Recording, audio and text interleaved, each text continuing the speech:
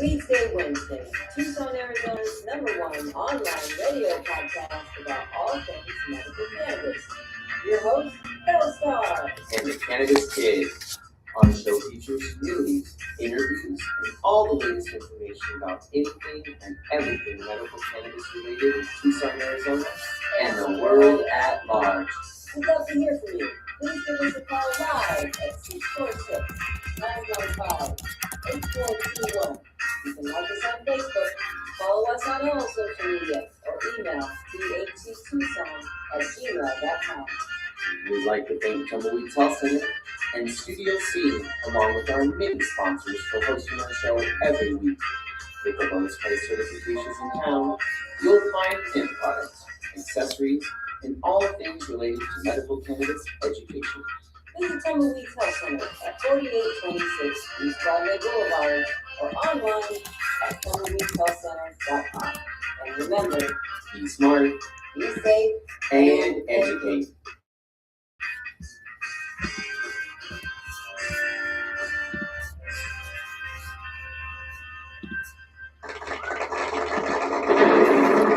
Alrighty then, welcome to Weedsday Wednesday, everybody. How's it going? How's everybody doing out there? What y'all up to? May 20th already. Air my going. And let's find out, because I know y'all want to know. We all want to know. How many days until Christmas? 219 days until Christmas. 220 until it's over. Oh, so funny. All right, May 20th. What's going on in the kitchen? I started to... Gotta just silence that, bestie. It's Weedsday Wednesday. You know better. I'm gonna have to tell her in a minute. I'm on air, sister. Woo!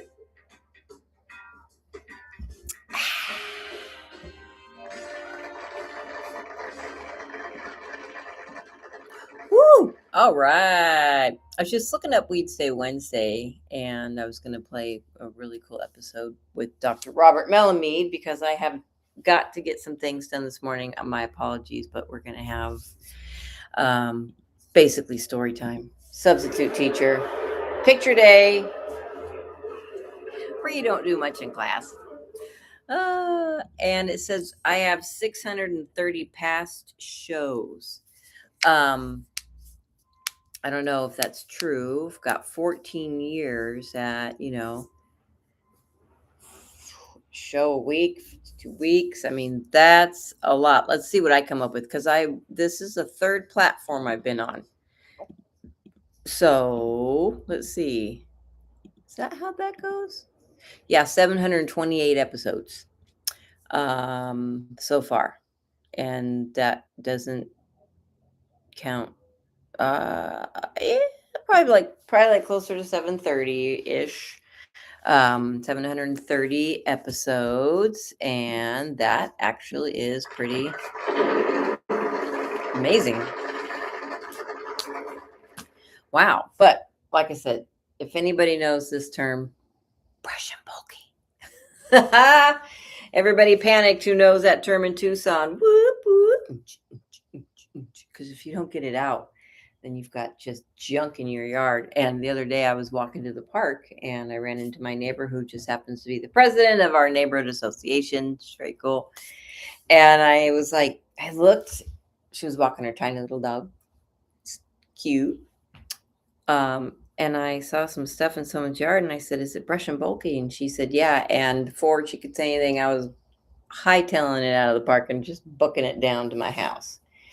So yeah, it's brush and bulky. So I got to get my butt out there now. So it's movie day. We're going to have a movie with Dr. Lester Grinspoon. In the beginning of this, the music just puts me right back to the very, very, very, very first day, almost 15 years ago, when we started Tumbleweeds Health Center. And we used to play these movies. And yeah, it's an old one, but it's a good one. And I used to watch these movies and then write people's names down and say, I'm gonna interview them. And I think the first person that I tried that tactic with was Doug Fine, and he came on air. Wee, Dougie Fresh. Everybody hold everything because something just happened and I need to go check on it.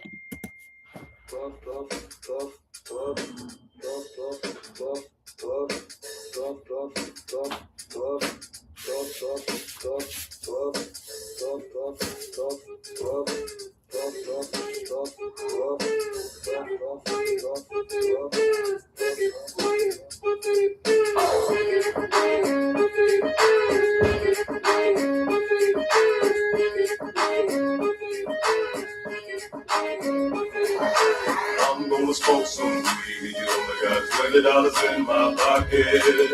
I'm a hunting, looking for a watch out. This is fucking awesome.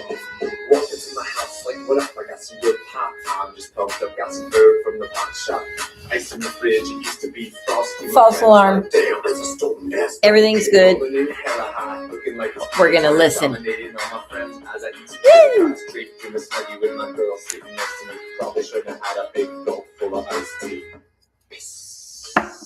Ooh. But shit, it was 99 cents. I'll be blazing and smoking, about to go and get some munchies. Now passing up on those cracker jacks, Reese's pieces of rarity. I gotta get me some soda pop. Out in my past, me creeping up, but can't remember where I put my keys. Yeah, that's what's up. I'ma take your grandpa's ride. No, for real. Ask your grandma, can I take a 65? The Belle cruising to my local Publix. Nothing better than rolling the two super potches. They have frozen burritos. I bought frozen burritos. I bought some Ben and Jerry's, and then I bought some Cheetos. Hello, my main man Obama. A couple states have just reformed their laws on marijuana. What you gonna do? Send the feds down? Hell no. The DPAs will be like, oh, nigga, okay, no. I'm gonna smoke some weed. Only got $20 in my pocket. I'm a hunting, looking for a watch shop. This is fucking awesome. I'm gonna smoke some weed. Only got $20 in my pocket. I'm a hunting, looking for a watch shop. This is fucking awesome. What you know about the science of marijuana? What you know about people suffering from glaucoma? They need it, it helps them with their condition. If you don't believe me, then just ask some eye physicians. Thank your granddad for voting for that guy. Richard Nixon is the president who made the plant illegal, but science is now showing that it's medicine for people. Private sector's fighting to keep all of that illegal. Alcohol and tobacco, pharmaceutical prisons. I'll take those 4 major lobby groups and fight those motherfuckers. They're making money day and night, all those motherfuckers. And bribing Congress out of sight, all those motherfuckers. They'd be like, oh, it's immoral and unhealthy. I'm like, how many people are you making wealth? Anti-marijuana lobbies are making all kinds of profits, and they don't want you to stop because of all the special interest. I call that getting swindled and pimp shit. I call that getting tricked by the government. That law's hella old, so it's time to update it, regulate it, and then get it under state control. Peak game, look into my political telescope. Think it's gonna stay like this forever? No, hell won't. Not hella won't. Hey, mama, stop being a hypocrite. You used to smoke weed. I'm gonna smoke some weed. Got $20 in my pocket. I'm hunting, looking for a pot shop. This is fucking awesome. Listen, no more on drugs. It's time to pull the plug. These special interest groups are nothing more than corporate thugs. Listen, no more on weed. The people have agreed. These special interest groups have built these laws for rivalry. I'm gonna smoke some weed. Only got $20 in my pocket. I'm a hunting, looking for a pot shop. This is fucking awesome. All right, welcome back. Excuse me, sorry about that. That was a total false alarm. Speaking of brush and bulky, I don't know what's going on, but at my neighbor's house, they've got this gargantuan truck out there, and it's just slamming equipment left and right. So that's what happened. I thought something fell in my house or in my yard. It was that loud, but alas, it was not. All right. You're listening to Tumbleweeds Health Center. You're listening to Belle Star and Weedsday Wednesday. I was just looking at my Tumbleweeds Health Center video right there. But let me just do this. If you'd like to get certified in the great state of Arizona, you can do so with Tumbleweeds Health Center and go down over to tumbleweedshealthcenter.com. Check out the certification section. You can do a telemedicine appointment. You can book a regular appointment right there. And here are the ailments that you can get your card for. And that would be PTSD. You have to have your own records in the last 12 months for that. That's just per the state of Arizona's health department, not per us. Cancer, glaucoma, AIDS, chronic pain, covers most ailments, migraines, fibromyalgia, IBS, cramps, menstrual cramps, leg cramps, all sorts of things, all sorts of pains. It just has to be 60 days, 60 days or 2 months. That's what the state considers chronic. Severe nausea, seizures, all types of seizures, including epilepsy, ALS, HIV, Hep C, Crohn's disease, agitation of Alzheimer's, dementia, and everything between, cachexia and wasting syndrome, severe and persistent muscle spasms, including multiple sclerosis. And don't worry if you didn't hear your ailment, because if you're getting treated for something and it's causing any of those things like pain or nausea or even cancer, some treatments cause cancer, even though they're trying to get rid of it or get rid of something else, they may cause cancer. It's just the way of the beast. But there you go. Let's see here. Oh my gosh, I'm totally jumping the gun. If you suffer from one of these medical conditions and have been diagnosed by an Arizona licensed physician, medical cannabis may help relieve your symptoms. Tumbleweeds Health Center is Arizona's premier cannabis certification, health, and education center. Our primary focus is to help the patients of Arizona obtain their medical marijuana card and educate everyone about medical cannabis. With current medical records, approval is a simple process. Contact Tumbleweeds Health Center to see if you qualify for your Arizona medical marijuana card.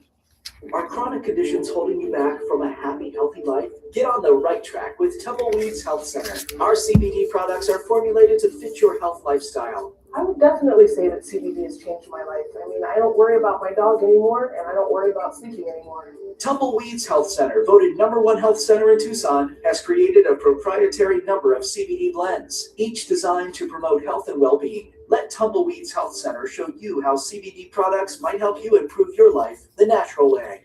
Yep. Just give us a call, 520-838-4430. Come on down to 6224 East Speedway Boulevard, right next to Bookman's. And we do telemedicine. So just click the telemedicine button that's right next to the book your appointment button. And you got to fill out a little form. And we will send you a link on the computer. And then you can meet with our groovy doctors via Google Meets. It's very, very simple. Alrighty. Like I said, today is basically it's like a field trip. Yeah, we love field trips. Let's go on a field trip. This is Dr. Lester Grinspoon, Clearing the Smoke, the Science of Cannabis. This is a long time ago. We had him on our radio show. It was so fantastic. This is right when the days when hemp and CBD products were coming out, and he was staunchly against them, but I'm sure he wouldn't have been now. But he's gone. We miss you, Dr. Grinspoon. I'm sure your family misses you tremendously, and here we have it.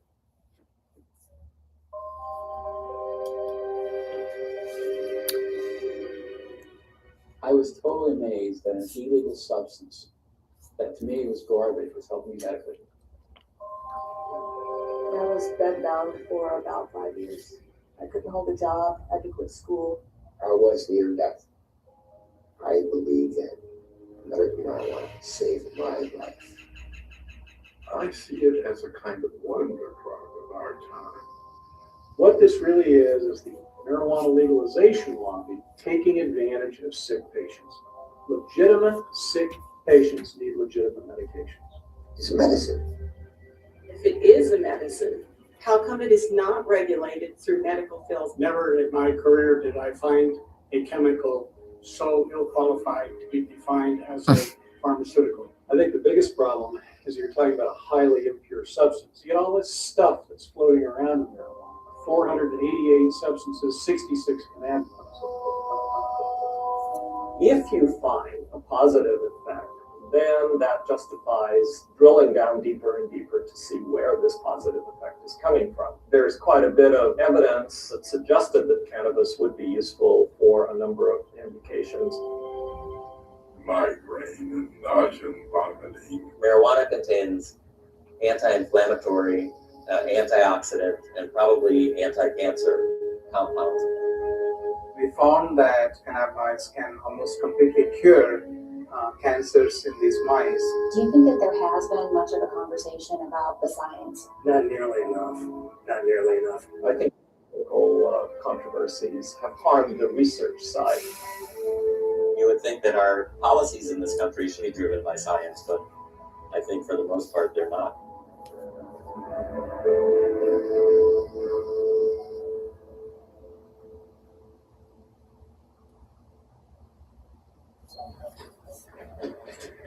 I'm not one for just sitting around. I got to be out, and it's outdoor stuff. I'm not much for going to a gym to work out. My physical exercise, I have to be outdoors for. For Point Hatfield, the mountains and rivers of Montana have always been a certain kind of therapy. Running and river guiding in the summer and teaching backcountry skiing in the winter have helped him through life's many difficulties. But the greatest challenge of his life took the outdoors away from him. It was like 2 days after New Year's. It just dumped 2 feet of snow. And a group of us skied from Mammoth down to Gardner after work. We went out for dinner. And when we were sitting having dinner, I just went like this, and there's no one there. I had a radical neck dissection. So they cut out this side of my neck. They took out the cleidosternoblasticus muscle, all the lymph nodes. But the cancer came back. 2 more tumors and another surgery later, it was clear Hatfield would have to endure chemotherapy and radiation. Chemo and radiation were horrible, literally horrible, because I was throwing up almost all day long, every day, except every ounce of life I had in just about. I was just hanging on by a thread. Just like he used to, Hatfield turned to the outdoors for comfort, trying to ski a small hill in his backyard. So I got 2 runs of 2 turns in, and then I saw I could do it way out. 2 days after that, I went cross-country skiing with my wife, and I was able to do about a mile. That's all I could do. I was exhausted. Then after the 3rd round, I couldn't do it. Hatfield's athletic frame melted from 160 pounds of muscle to barely 124 pounds. I used to have 15-inch arms, biceps. They went down to 9 inches. I used to have thick legs. I'm skinny now. I'm not used to being skinny. Are there things that you know that kind of trigger your nausea and things like that? No, it just comes. It's just like that. It just comes. And we've used the other anti-nausea medications with you. I was on Ativan. I was on Zoloft. I think Zofran too. There was a couple of steroids that I wore a patch with. I think there was a couple other drugs too that they tried. Dr. Jack Hensold is Hatfield's oncologist. He says these are common anti-nausea medications that work for most patients. We have very good anti-nausea medications now, and make a little bit of an advertisement for that right now. People don't get sick on chemotherapy as they used to because the standard anti-nausea medications are so good. But Point Hatfield wasn't one of those patients. It just did not work. Not all? Not at all. Didn't alleviate anything. So what was the next step? Well, then Dr. Hensold asked me if I would be willing to try medical marijuana. I said, I'll try anything. We've had patients who tolerate very well. It's done some really good things for them. Even though Hatfield had his doctor's blessing, he still needed the green light from Wendy Gwenner. the hospital's oncology social worker. We had a fair number of patients who came out of the woodwork who probably were users anyway and said, well, gosh, I've got cancer. Can I get a card? And the answer is no, you can't. Wenner carefully evaluated Hatfield's case, just like she does with every patient, before signing off on the medical marijuana recommendation. We have to be screening you and making sure that we've used appropriate medications as first-line treatment if our antiemetic medicines have not worked well. And we've gone through our cadre of medicines, then we would go to medical marijuana. After I got the medical marijuana, it just alleviated so much of that sick, pukey feeling. It alleviated the throwing up. Immediately? Immediately. Wow. Immediately. It's like it was a godsend. It was a wonderful thing. Is that throwing up all the time is not good. Right, right. I believe that medical marijuana saved my life. I couldn't eat anything, couldn't swallow, and I think it just saved my life. 5 years after he was first diagnosed, Hatfield is cancer-free and enjoying Montana's beauty again. Nowadays, he says the beauty isn't the only thing he loves about this state. He loves the progressive voters who passed the state's compassionate use medical marijuana law in 2004, allowing patients like him the option of using a drug at the center of a growing controversy. There's a false stigma attached to it, and I'm doing this interview to help other people. Why not? It's our job to help other people. It's our responsibility. If we can do something for people, why not do it? If something can help somebody, why not let those people have that? Impassioned pleas from patients just like Hatfield have been the spark behind a nationwide movement to allow access to marijuana as a medicine. By the fall of 2010, 15 states had passed laws similar to Montana's. This is all in direct conflict with federal law. Since the 1970s, the U.S. government has considered marijuana a dangerous drug, one with a high potential for abuse and no accepted medical use. It's known as a Schedule I drug, the most restricted category. Marijuana shares its Schedule I status with drugs like heroin, ecstasy, and LSD. Drugs that have a high potential for abuse but do have an accepted medical value are placed on Schedule II. Some of the drugs currently on Schedule II are methamphetamine, cocaine, opium, and morphine. Doctors can legally prescribe medications on Schedule II. They cannot prescribe Schedule I drugs. So doctors like Hensel cannot legally prescribe marijuana to patients like Hatfield. Instead, state marijuana initiatives carve out a gray area, allowing doctors to make a recommendation for medical use, but they do so at their own peril, since the federal government still views any marijuana use, even medical, as illegal. The government publicly says, well, marijuana's not a medicine because we don't have enough studies to show it, or we don't have this, or we don't have that. And you go, well, here I am. You've been sending me this for 28 years. Every month, Florida stockbroker Irvin Rosenfeld receives a tin of 300 federally grown and rolled marijuana cigarettes, complete with a legal marijuana prescription glued to the side. Does it seem hypocritical to you? Of course it's hypocritical. Of course it is. I mean, the fact that they've given it to me for all this time, they've given me over 120,000 medical marijuana cigarettes so far in my lifetime.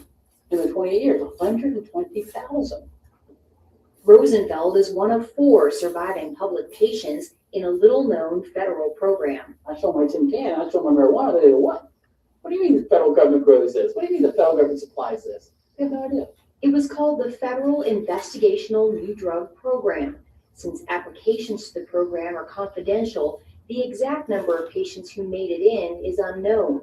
Rosenfeld believes he was one of about a dozen patients who received legal marijuana cigarettes from the federal government. We were able to convince the government that nothing else worked, and so they had no choice but to give it to us. Rosenfeld argued he needed marijuana to treat his terrible pain caused by a rare disorder diagnosed at age 10. It's called multiple congenital cartilaginous exostosis, which just means bone tumors on the end of long bones, that whatever tumors I had at puberty will grow as I grow. They mostly go outwardly into the muscles in the veins, stretch the muscles in the veins, making very painful, very tender. I've been screaming and crawling on the floor for 2 hours trying to get the muscles to get back in place. And then once they finally got back in place, the muscle would be so torn that I couldn't walk for 3 days.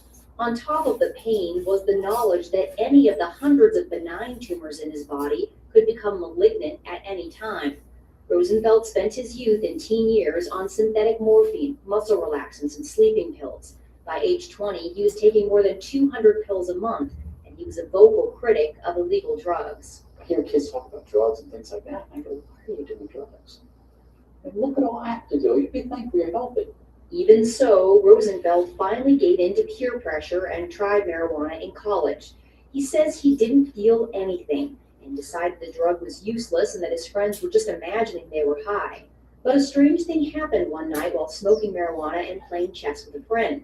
Rosenfeld did something he hadn't done in years. He sat comfortably for 30 full minutes. I thought, well, wait a minute. In what way did I take all the narcotics and drugs I had to allow me to sit? And I thought, gee, I haven't taken a pill in 6 hours. Well, then how can I sit? And just then, it was my time with the joint. They handed me a joint. I looked at this piece of garbage. To me, that's all it was. I said, this is the only thing I've done different. I've smoked this garbage. I wonder if there's any medical benefit to this garbage. Rosenfeld had stumbled onto another potential medical use for cannabis, chronic pain. When he joined the federal program in the 80s, he became one of a rare group of medical marijuana patients who could speak openly without fear of arrest about its medical benefits. Their stories added some legitimacy to an expanding body of anecdotal evidence. Medical marijuana has grown to a point where the government looks foolish saying it's not a medicine. It is a medicine. 82-year-old retired Harvard professor Dr. Lester Grinspoon is well versed in the anecdotal evidence surrounding medical marijuana.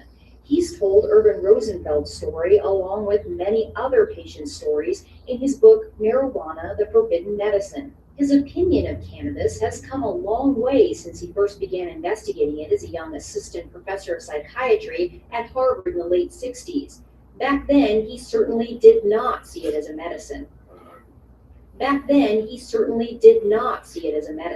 I could only see from my ivory tower that lots of people were using marijuana. I had a concern that marijuana was a terribly dangerous, I believed it, a terribly dangerous drug. And why wouldn't he? The 1930s era film Reefer Madness was a dramatic manifestation of government and media claims about the dangers of marijuana. The film portrays marijuana smokers as delirious, insane, even homicidal. Dr. Grinspoon was gravely concerned, and he wanted to give young students the proof that marijuana was hurting them. I went into the library and started to look at this. I wanted to provide a scientific and medical basis for the prohibition. What was the government standing on and saying that this was a dangerous drug? Psychotic reactions can happen. Marijuana is now known to initiate depressive episodes, delusional episodes, manic episodes, and even psychotic episodes. Dr. Eric Voth is an internal medicine physician and an addiction and pain specialist in Topeka, Kansas. He's also the chairman of the Institute on Global Drug Policy and has advised former presidents Reagan, Bush Sr., Bush Jr., and Clinton on drug policy. A critic of medical marijuana, he says one of his biggest concerns is the risk of mental illness, especially schizophrenia. There are clearly patients where it kind of uncaps the psychosis. Schizophrenia is a form of a psychotic illness, and uncapping it in people who didn't know they had it. There have been episodes, again, of people who have sort of uncapped and continued schizophrenic that did not have it ahead of time. Indeed, research has shown a connection between marijuana use and schizophrenia. There is also great concern over marijuana use in teens and young adults because their brains are still developing. But it's still unclear whether marijuana causes mental illness or someone with a mental illness is more likely to use marijuana. As a psychiatrist, Dr. Grinspoon's expertise was in schizophrenia, and he strongly disagrees with critics who say marijuana may trigger the disease. I think that is absurd. If you just take the fact that schizophrenia the frequency of schizophrenia is about 1% the world around. Now, you would expect with a drug that's used as often as it is, you would expect that this to be a little bleak in this. It doesn't change a bit. It hasn't changed. In fact, you can find as much literature about how cannabis is useful to schizophrenic patients as is harmful. Dr. Grinspoon could not find evidence to back up the government and media reports that marijuana use leads to drug-induced violence,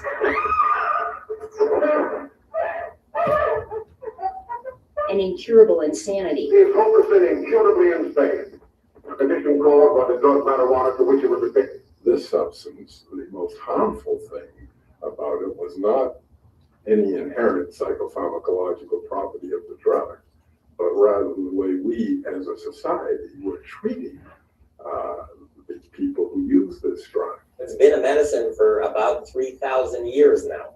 It only hasn't been a medicine in this country for 68 years. I'd say in the scheme of things, it's been a medicine a whole lot longer than it hasn't been. Dr. Donald Abrams is a professor of clinical medicine at the University of California, San Francisco, and an oncology physician at San Francisco General Hospital. He says doctors were able to freely prescribe cannabis for various ailments up until 1937. Harry Anslinger, who is a prohibitionist and the first head of the Federal Narcotics Bureau, decided to introduce the so-called Marijuana Tax Act. Physicians in the United States knew the medicine as cannabis, and by using marijuana, he sort of did an end run around the medical community. The act imposed a high tax on medical marijuana and such onerous registration and reporting requirements that it effectively banned its use as a medicine altogether. The American Medical Association came out in opposition to the act, with Dr. William C. Woodward testifying there was no evidence the medical use of cannabis was causing addiction, and that there are evident potentialities in the drug that should not be shut off by adverse legislation. He opined that it's impossible to foresee how much the new regulations will deprive the public of the benefits of a drug that, on further research, may prove to be of substantial value. The Marijuana Tax Act delivered the final blow to a medicine that was already being replaced by the opiates and aspirin. Cannabis was removed from the U.S. Pharmacopoeia in 1942. The fact that cannabis was an accepted, valuable medicine in the United States for nearly a century might be surprising to the teens who grew up watching the dramatizations of Reefer Madness. It certainly came as a surprise to Dr. Grinspoon. I discovered when I got into the library that I, despite my training in science and medicine, had been brainwashed. He put his findings into an 80-page paper, aptly titled Marijuana Reconsidered. It was later published in Scientific American. Then his professional investigation of cannabis took an unexpected, personal turn. His son Danny, suffering from childhood leukemia, had begun chemotherapy. The chemotherapeutics that he had to receive were just devastating to him in terms of the nausea and the vomiting. It's a nausea that goes right down to your toenails. I mean, it's really beyond description. Even with all his prior research, Dr. Grinspoon still had no idea that marijuana might be able to stop Danny's chemotherapy-induced nausea. One night at a dinner party, an oncology doctor who had read his paper on marijuana related the story of a 17-year-old with leukemia who used marijuana to treat his terrible nausea.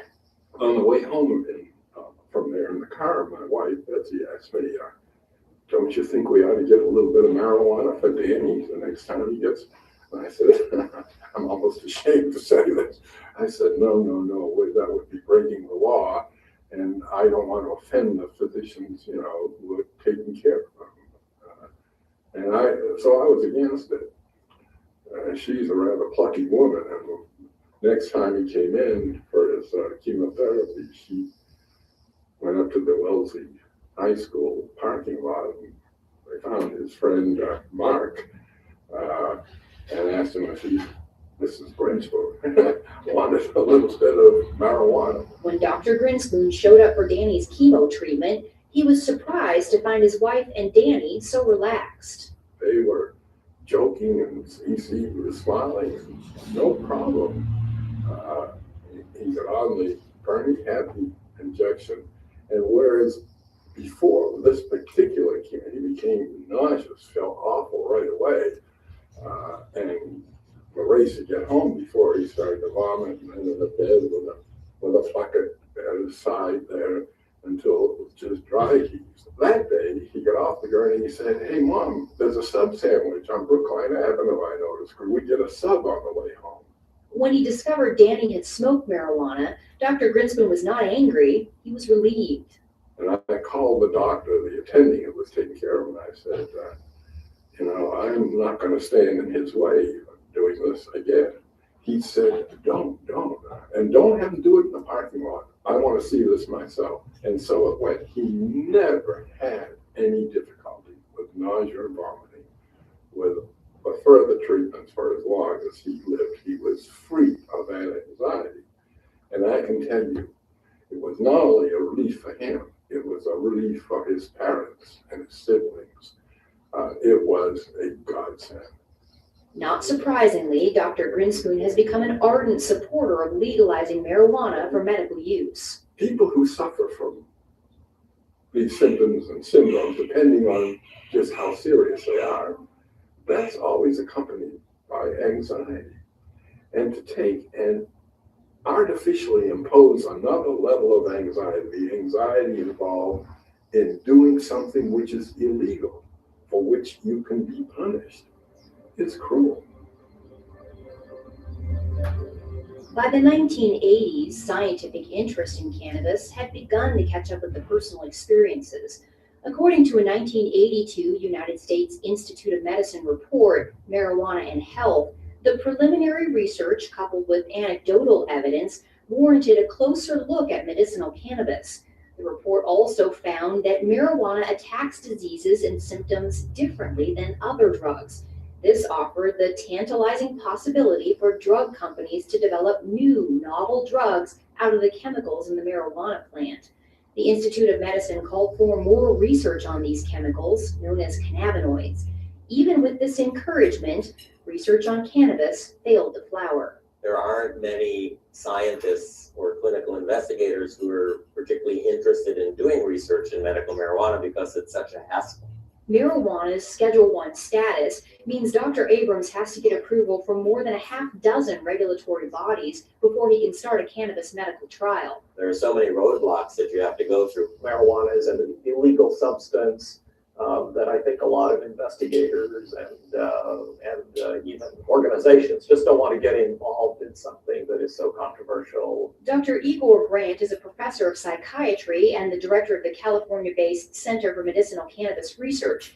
He says not only is the research bureaucratically difficult, it's expensive, and financial backers are hard to find. You know, an ordinary investigator just does not have the time or resources to do this kind of work. I mean, you really need, either federal or state funding or pharma funding, something to navigate this whole system.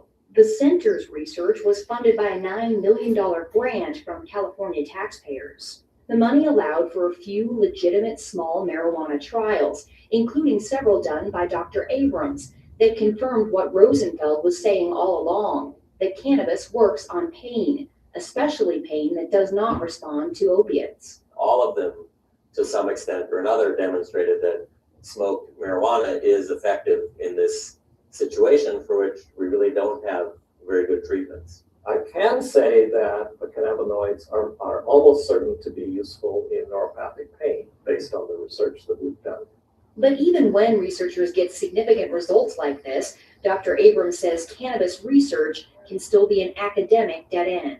When I submit it for publication, I have found what I perceive to be a publication bias, that people are not particularly interested in publishing data suggesting that marijuana might have some benefits.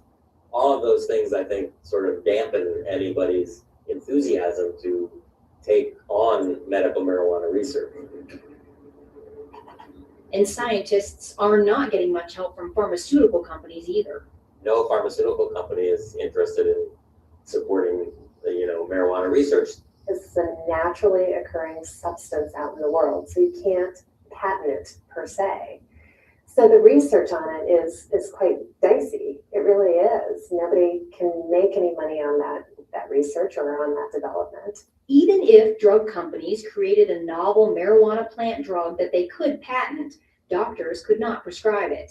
It's going to be a class 1 type of drug, and it's not going to be broadly used. And again, why do you want to spend a lot of time developing a drug that you can't really sell? Why would a pharmaceutical company want to get involved with something like that? I think until marijuana is rescheduled, large-scale research will probably not occur. Advocates have been mired in a decades-long legal fight with the U.S. Drug Enforcement Agency to do just that. In the late 80s, they made the argument that marijuana has accepted medical value and that it belongs on Schedule 2.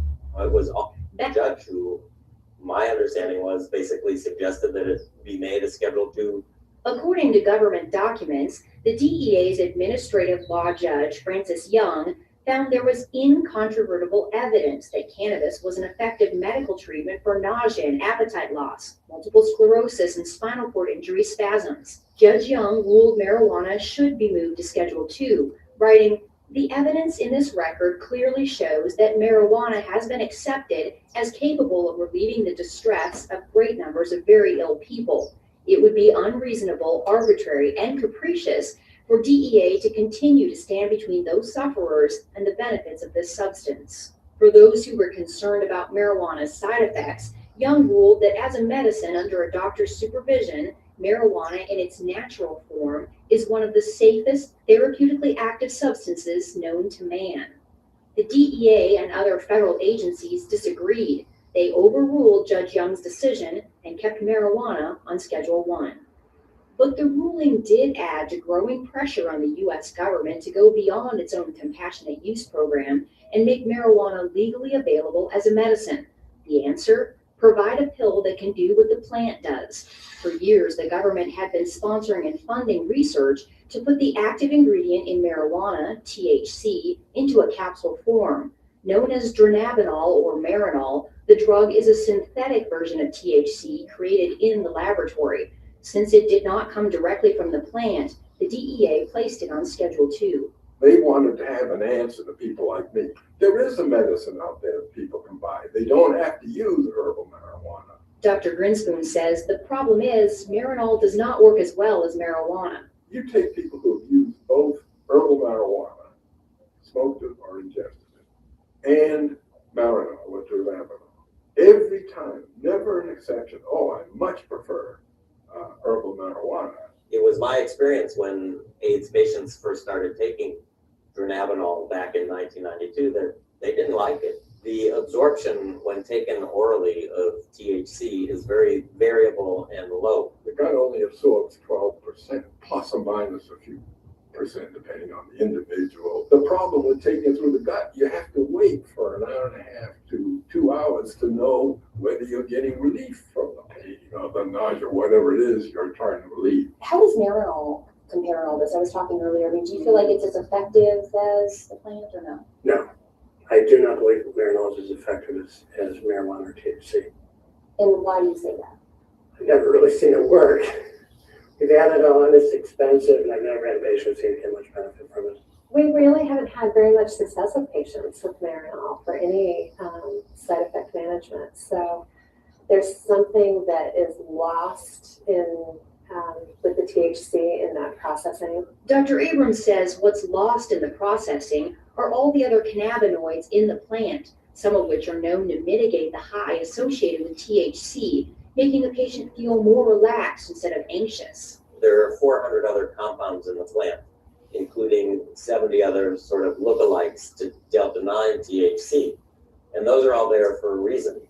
They provide balance, if you will, the yin and the yang. And, it's my opinion that you lose that balance when you remove the single most psychoactive component from the plant and use that as a pharmaceutical. I've used Marinol on some patients selectively. I've not had any problem with Marinol. Dr. Voth says while he's not overly impressed with Marinol, he would rather have patients take a pill. He says telling a patient to smoke an illegal plant is substandard medicine. I treat a lot of sick patients with all sorts of different pain and neuropathic disorders and cancer, etc. And I cannot think of one circumstance in 27 years of active practice that I've had to say, well, it's time for you to smoke dope. I just haven't. And that includes terminal patients and hospice patients. Anyone who says that, we have adequate treatments for all of the conditions for which marijuana is purported to have some effect, I don't think that is a correct statement. I think the fact is that we have a lot of difficult to treat conditions, and there may be a niche or a place for the cannabinoids with some of those conditions. Oncology social worker Wendy Gwenner agrees. She's personally seen patients who don't get adequate relief from the anti-nausea drugs. And when it comes to getting patients to eat, it is far and away the best medication that we have for chronic wasting and for increasing appetite in cancer patients. There's probably nothing that works as well for appetite stimulation that we have as marijuana. But Dr. Hensoldt says cannabis does have one side effect that certain patients don't like, namely the high. Most of the side effects I worry about with patients are really the euphoria and the altered sense of consciousness that people get, and whether they'll tolerate that or not. Generally, you consider a high as an adverse effect. So that adverse side effect for people who don't want to be high is really a problem. For other patients, though, the high could be part of the therapeutic effect. A 1999 U.S. Institute of Medicine report on marijuana found the drug's anti-anxiety and sedative effects could be a benefit. I can't convince myself that the psychoactive part doesn't play a part. If they feel good, that's terrific. But does feeling good lead to addiction? Absolutely. Marijuana is habituating, addictive, whatever you want to call it. Dr. Voth says marijuana has about the same addictive potential as alcohol. The 99 government report found marijuana was slightly less addictive than alcohol, with 9% of all users experiencing addiction. And marijuana does not have the extreme physical withdrawal symptoms that alcohol and other drugs do. Potential for withdrawal is really minimal because the cannabinoids are stored in fat, so that if you stop using marijuana abruptly, it still leaches out from fat over a number of days, so you don't get a precipitous withdrawal. Regardless of the mild withdrawal symptoms, Dr. Voth believes marijuana's side effects and its addictive potential are just a few of the factors that make it unattractive for drug companies to research. I think it's very unlikely that marijuana will ever make it through the FDA. It's the fact that you're smoking dope, that you're smoking a plant, you're smoking something with 488 substances in it. So there's the rub. Schedule 1 is a side issue. It may chill things a little, but it's really that you're looking at smoking dope as a medication. Dr. Voth is not the only one concerned about smoking. The 99 Institute of Medicine report says smoked marijuana is a crude THC delivery system that also delivers harmful substances. There's a lot of things that have hit the literature that have talked about head and neck tumors, for instance, oral tumors, lung cancers even. The Institute of Medicine found that marijuana smoke can deposit up to 4 times the amount of tar in the lungs of a cannabis smoker as a tobacco smoker. Studies have also shown that marijuana smoke contains higher concentrations of the same carcinogens found in cigarette smoke. While scientists are concerned these factors may lead to lung cancer, they still have not found definitive proof. And patient Point Hatfield says smoking is worth the risk. The thing about smoking the marijuana is it's immediate. You don't wait 20 minutes or half an hour or whatever. It's immediate. And for me, immediate relief was a blessing. When you smoke cannabis, by the way, the peak concentration in the bloodstream occurs in 2.5 minutes. When it goes through your lungs, it goes into the right side of the heart, and the left side of the heart, and then right up to the brain. Most people prefer the inhalation method because they can better titrate when the effect comes on, how long it lasts. Dr. Grant says until someone comes up with a fast-acting inhaler, smoking may be their best option. I'm not sort of in the camp of people who say, well, I grant you marijuana may work, but it's absolutely unacceptable. because of smoke. I don't think that's right. Do you worry about patients smoking? I don't. I look at the cost benefit. The cost of having untreated cancer would be far outweigh whatever carcinogens might be introduced to the lungs. Even Irvin Rosenfeld, a patient who smokes 10 to 20 marijuana cigarettes a day, doesn't waste any time worrying about the smoke. No. Why not? First of all, I have over 200 tumors in my body that can go malignant. I should live so long as to die of lung cancer. A 2006 lung cancer study funded by the National Institute on Drug Abuse gives Rosenfeld even more to smile about. Researchers unexpectedly found that chronic, heavy marijuana smokers not only had no increased risk of developing lung cancer, but they actually had a decreased risk. Marijuana contains anti-inflammatory, antioxidant, and probably anti-cancer compounds in it. This is where the complexity of the plant is both a blessing and a curse. With dozens of cannabinoids and hundreds of other compounds, it's difficult to pinpoint the source of the beneficial effects found in the smoking study.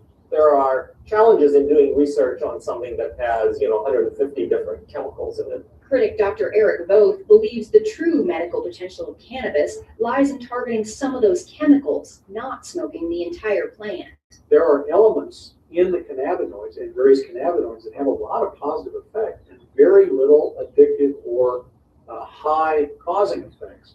Scientists have managed to isolate and focus attention on one of those. It's called cannabidiol, and next to THC, it's one of the most abundant cannabinoids in the plant.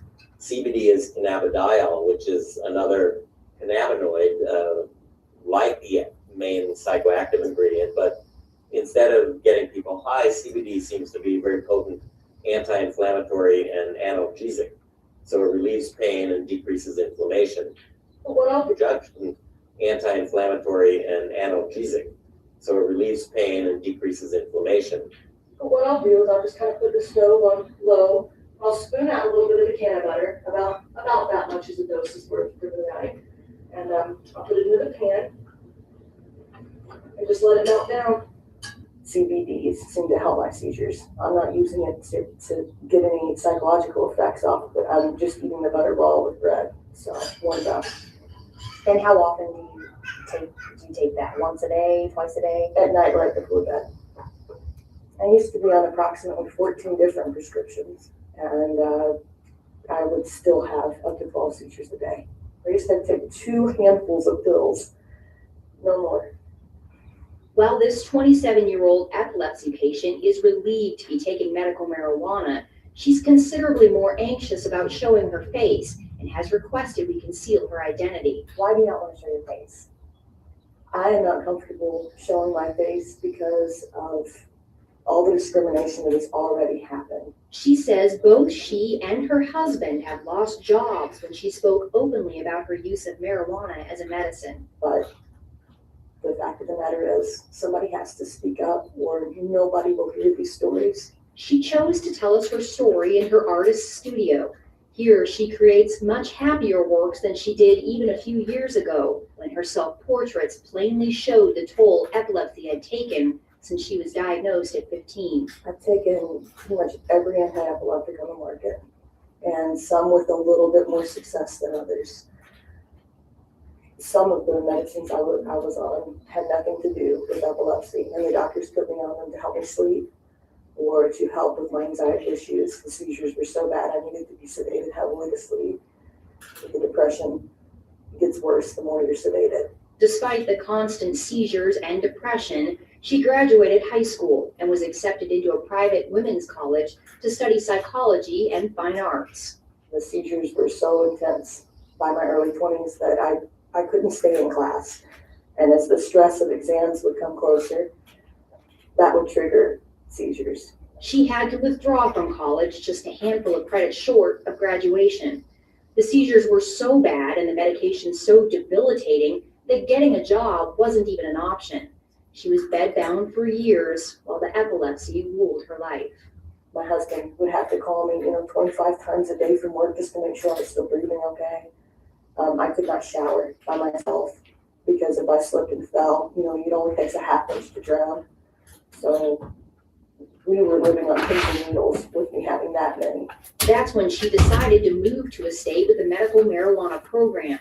She had read stories about its potential to treat epilepsy, and she wanted legal access to it. How did that impact the seizures? They started slowing down. I had to build it up in my system. It wasn't until I started ingesting it that they really stopped completely. The potential of the CBDs in marijuana to mitigate epileptic seizures is not new. Scientists who put together the 1982 U.S. Institute of Medicine report found substantial evidence from animal studies to indicate that cannabinoids are effective in blocking seizures, and that there is strong support for further investigation in the utility of CBD in human epilepsy. The subsequent 1999 Institute of Medicine report was less enthusiastic, saying the solid scientific evidence still isn't there yet, and it was unlikely to be a fruitful area for drug research. I'm not waiting for the FDA approval to come through. I know how it affects my body. And that's one thing that I've learned through taking prescription drugs all these years. I have to know how this stuff is going to affect me, not what somebody else says it does for them. Not only has it completely stopped her seizures, but she says something in the plant works for her anxiety, depression, and insomnia too. So she sees the scientifically undesirable cornucopia of substances in the plant as a benefit, not a detriment. The fact is it works. It works better than anything I've ever tried, any pill I've ever taken. Cannabinoids have multiple actions. It's not just for one pain, or in her case, maybe the epileptic action, but That's right. Fact is, it works. Oh, no, it's not for everybody. Not everything is for everybody. But Weedsday Wednesday is definitely for everybody. All right, folks, we will continue this next week. I think it's a really good video. If you want to watch it, you can do so at tumbleweedcenter.com. And as always, remember to be smart, be safe, and educate. We love you guys. Happy Weedsday Wednesday. Be good or don't get caught. Now, come on now. Be good to each other. Have fun. Drink your electrolytes in the desert because you can't just drink pure water. Can't do it. Gotta have something in there. Pedialyte, Gatorade, vitamin water. And for all you organic kids like myself out there, they do make them in organic versions. All right, happy Weedsday Wednesday, everybody. We love you. Have a great day.